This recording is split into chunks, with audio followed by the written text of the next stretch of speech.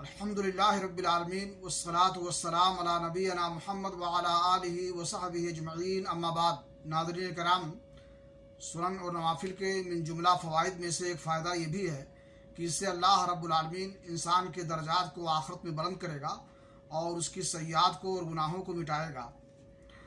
صحیح مسلم شریف کی حدیث ہے، ثوبان رضی اللہ تعالیٰ عنہ فرماتے ہیں، سمعت رسول اللہ صلی اللہ علیہ وسلم یقول علیک بکثرۃ السجود فإنک لم تسجد للہ سجدہ الا رفعک اللہ بها عنہا درجہ وحط بها عنک خطیہ، کہ اے ثوبان اپنے اوپر کثرت سجود کو لازم پکڑو، اس لیے کہ تم اللہ رب العالمین کے لیے کوئی بھی سجدہ کرو گے تو اللہ تعالیٰ اس کے ذریعے سے تمہارے درجات کو بلند کرے گا اور تمہارے گناہوں کو مٹائے گا۔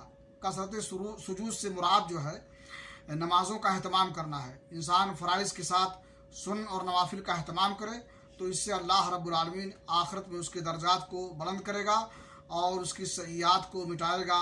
اللہ رب العالمین ہمیں اس کی توفیق بخشے اور ہماری نمازوں کو ہمارے گناہوں کا کفارہ بنائے۔